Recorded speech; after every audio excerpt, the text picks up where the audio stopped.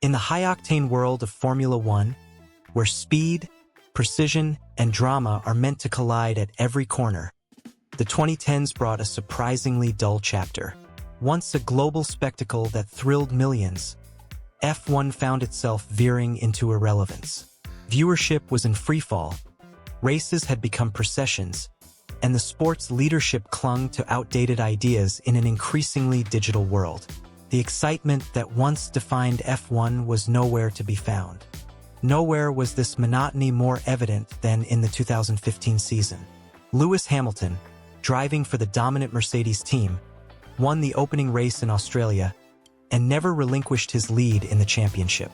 There was no real chase, no dramatic comebacks, just relentless, predictable victory. For casual fans tuning in, the message was clear. The outcome was already written. In a sport built on the edge of uncertainty, Formula One had become boring. But just when it seemed the sport might stall for good, a radical transformation began. One not on the track, but off it. Formula One's biggest strength is also its greatest weakness. Unlike other racing series where every team drives near identical cars, F1 thrives on innovation. Each team is given a broad rulebook but allowed the freedom to design and engineer its own machine. On paper, this should lead to thrilling rivalries and engineering brilliance. But in practice, it has often led to one-sided domination. When a top team finds a breakthrough, like Mercedes did between 2014 and 2020 or Red Bull in 2022 and 2023, they don't just edge ahead, they run away with it. Their cars become so superior that races feel more like parades, with predictable results and little suspense. Even the most skilled drivers in slower cars are helpless to catch up, no matter how hard they push. This imbalance has drained the sport of excitement. Just 8 of the last 20 championships were decided in the final race, and fans often know the title winner weeks, if not months, before the season ends. The edge-of-your-seat tension that makes great sport is often missing. Meanwhile, smaller teams can barely stay competitive. With limited budgets and fewer resources, they struggle to keep up, especially when costly regulation changes force major car redesigns. What was meant to be a battleground of ideas has become a race of budgets, where the wealthiest teams stay at the top and everyone else fights for scraps. Then comes 2016, the year everything changed. That year, American media giant Liberty Media purchased Formula One for $4.4 billion, not to reinvent the sport itself, but to revolutionize how people experienced it. Liberty didn't set out to rewrite the technical rulebook or limit innovation. Instead, they focused on something the sport had ignored for far too long: the fans. Their vision was bold but simple: make Formula One more than just a race. They understood that the key to growing the sport wasn't in who won or lost, but in making people care about the personalities behind the helmets. This marked the beginning of a full-scale digital transformation, fueled by storytelling, emotion, and access.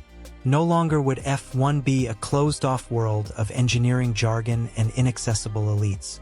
Liberty Media wanted to make it entertaining, personal, and relatable. Their strategy was to shift attention from the predictable results at the front of the grid to the humans inside the cars, their routines, rivalries, struggles, and triumphs. Liberty Media had a grand vision, and they executed it with precision. They knew that to pull Formula One out of its slump, they didn't just need better races. They needed to create a connection between the sport and its audience. So, the first major move was to tear down the walls that had long separated fans from the action behind the scenes. Previously, teams were forbidden from posting photos or videos from the paddock or during testing. Liberty scrapped those outdated rules. Suddenly, teams like Red Bull and Mercedes flooded social media with authentic, behind-the-scenes content, driver routines, mechanics working through the night, and casual moments that made the paddock feel human, not robotic. Fans got to see Daniel Ricciardo's cheeky humor, Lewis Hamilton's charisma, and the hard work of the engineers and pit crews. On platforms like Instagram, YouTube, and Twitter, driver profiles exploded. Thousands of likes turned into millions, and casual viewers began following the sport. Not because of the cars, but because they were falling in love with the people. At the same time, Formula One's own digital strategy shifted completely. Instead of using social media as a one-way link to long articles, the F1 brand started creating native content built for engagement. Birthday posts, nostalgic clips, memes, and bite-sized highlights that fans could enjoy right in their feeds. F1 was no longer a stiff, elite institution. It was becoming fun, accessible, and personal. But Liberty Media didn't stop there. They recognized that the modern sports audience thrives on story, not just results. So they leaned all the way into that idea and partnered with Netflix to create a game-changer. Drive to Survive. Launched in 2018, the series pulled back the curtain on F1 like never before. Cameras followed drivers, team principals, and crew members through triumphs, meltdowns, and everything in between. Suddenly, viewers were hooked. Not on who won the race, but on why it mattered to the people involved. Drama, rivalry, emotion. The show was pure storytelling gold. And it worked. Viewership surged.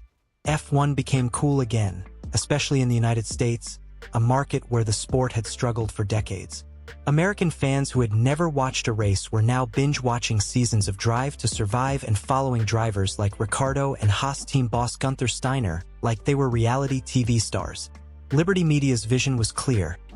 If fans cared about the characters, they'd watch the sport. And that's exactly what happened. Riding high on its newfound global momentum, Liberty Media set its sights on a long-coveted, but historically indifferent, market, the United States. For decades, Formula One had struggled to capture the American audience. NASCAR and IndyCar dominated local motorsport fandom, while F1's European prestige and complex engineering narrative often felt out of touch with the average US viewer. But in the 2020s, that narrative began to shift dramatically. Instead of slowly testing the waters, Formula One dove headfirst into American soil. Austin, Texas, had already proven itself a reliable venue with its Circuit of the Americas, COTA. But Liberty Media wasn't content with just one successful US race. In 2022, they launched a flashy new event in Miami, complete with fake yachts and celebrity sightings, followed by the crown jewel of their American expansion, the Las Vegas Grand Prix in 2023. These weren't just races. They were cultural events, blending high-speed sport with red carpet spectacle. The Las Vegas race, in particular, was a statement. F1 purchased a $240 million plot of land near the Vegas Strip and poured in another $500 million to build a permanent paddock and street circuit infrastructure. It wasn't just about racing, it was about redefining F1 as a luxury global brand, and America was its next showroom. The gamble paid off. Tickets for the Miami Grand Prix resold for as much as $32,000, and over 300,000 fans showed up for the debut Vegas race. F1 was no longer a niche import in the US. It had entered the mainstream, bringing with it the style, drama, and celebrity allure that American audiences crave. By every measurable metric, Liberty Media's strategy was a success. In just a few short years, US viewership for Formula One doubled, with millions of new fans tuning in to races they once ignored. Attendance numbers also surged. Austin's 2022 race drew a staggering 444,000 spectators, breaking records and setting a new standard for what a Grand Prix could achieve in terms of live engagement. Even broadcasters began to take note. ESPN, which had once aired F1 races under a symbolic $5 million deal, now agreed to a new licensing contract worth $75 million annually. That 15-fold jump wasn't just a business move. It was a signal that F1 had become one of the hottest properties in the global sports media landscape. But perhaps the biggest transformation wasn't about money or attendance. It was cultural. Formula One evolved from a sport of engineers and old-money European elites into a pop culture force. Drivers became celebrities with Instagram fan bases in the millions. Team rivalries took on a WWE-like charisma. And suddenly, wearing a Ferrari cap or a Red Bull hoodie became a fashion statement, even for people who had never seen a race. F1 wasn't just a sport anymore. It was a lifestyle. Yet, despite this meteoric rise, Formula One now faces a familiar and stubborn enemy: predictability. After the adrenaline-fueled climax of the 2021 championship between Lewis Hamilton and Max Verstappen, widely hailed as one of the greatest seasons in F1 history, the sport fell back into an all-too-familiar rhythm. Verstappen and Red Bull dominated 2022 and 2023, winning with ease and often by large margins. The title was decided long before the final races, and the once electric energy began to fade. As dominance returned, so did a troubling trend: viewer stagnation. Some of the newer races, despite their glamour, began to struggle with ticket sales. And for a younger generation raised on short-form content, unpredictable drama, and emotional storytelling, the sight of one car disappearing into the distance lap after lap wasn't enough to sustain attention. This raises F1's most pressing modern question: how do you keep fans engaged when the outcome feels inevitable? The sport's essence, its open-ended, engineering-driven format, can't and shouldn't be abandoned. After all, that's what makes F1 F1. But raw performance gaps and lopsided championships threaten to undermine the very audience the sport worked so hard to attract.